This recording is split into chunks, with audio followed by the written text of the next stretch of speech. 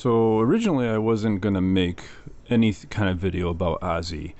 I heard it yesterday like 2:30, and I felt like I needed to make some kind of a tribute, and I was gonna do like a very small snippet of my favorite song my favorite song of his, and it decided, then it felt kind of like I was cashing in and trying to not cash in, but trying to get views on something.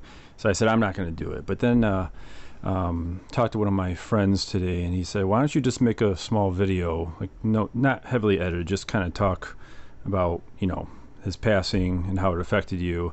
Because I'll be honest, I'm a pretty casual fan. Even I guess for Black Sabbath too. I have like maybe 5 Black Sabbath albums. Ozzy Black Sabbath albums, and then I only have one Ozzy album, which is my favorite, Ultimate Sin. No one else seems to like it, but that's my favorite one.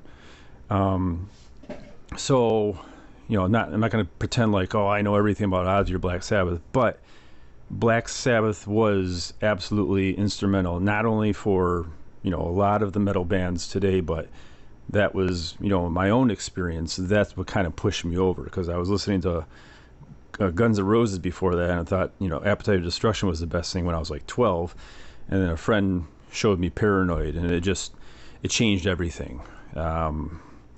Something about it, I can't remember how I felt. I just remember it sounded very different. What I was experiencing was that kind of really almost evil, dark sound that I had never heard before, and that's what attracted me to it. And Ozzy's voice it complemented that music. His voice almost sounds it's a little eerie when you put it over those kind of heavy doom riffs that Tony Iommi and Geezer Butler kick out.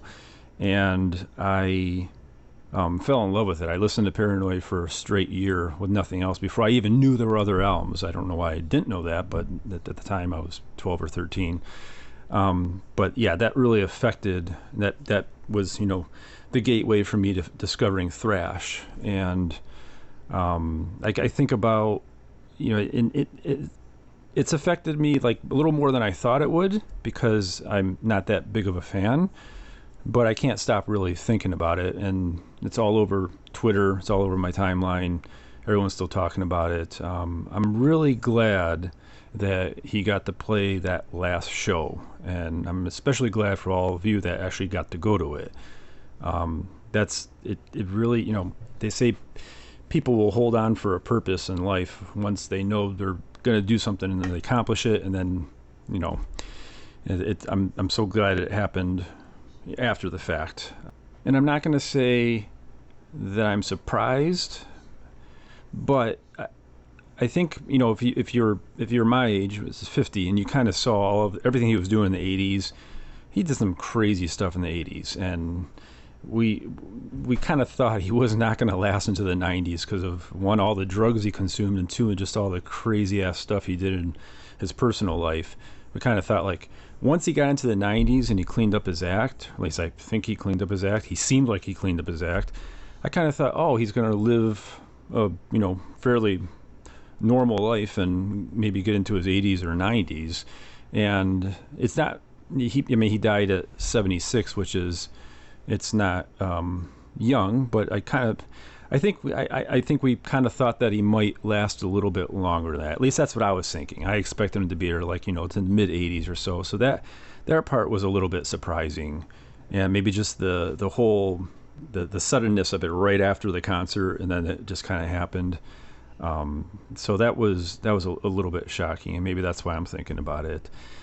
To be honest, I don't know why I'm thinking about it that much. I guess it makes me realize that without him, without Black Sabbath, I say this as kind of a whole unit, a lot of us here, especially if you're a subscriber of mine listening to metal, everything would be very different. Would thrash even exist without Black Sabbath? Would doom exist without Black Sabbath? I don't know. Would people be able to cultivate that sound from just listening to Deep Purple and Led Zeppelin? Something tells me I don't think it would. I really think that it had to be Black Sabbath. Maybe something different would have came along, but I guess things happen for a reason. And yeah. And, this morning coming to work, I decided to pop in Volume 4. And I don't really know the whole, like, did he write his own melodies? I'm not quite sure, but I can't remember what song it was, but I heard it and I thought, wow, those vocal melodies are pretty unique compared to what the guitar is doing. And I really wondered, was that him? Because if that was him, I'm going to assume it was him. It was really impressive, especially for someone that I don't think he had any kind of musical teaching. I was impressed. And I guess it comes back to the whole thing of you really never know when someone's time is to go. And especially when you're younger, you think that you don't even think about that kind of stuff, health and whatnot. But in 76, yeah, it's a good run, but you really don't know. It could have been much earlier, and I guess the point I'm trying to make is everyone was able to tell him how much they felt about him, especially in that last concert there. You could really feel it. You look in the audience, there's people crying. They knew this was going to be the last of them. He felt that. And I guess, just taking in your own personal lives, you never know when your loved ones are going to go either. So you get the chance, make sure you tell people you love them, hug them, do whatever you got to do, because you don't want to live with regret,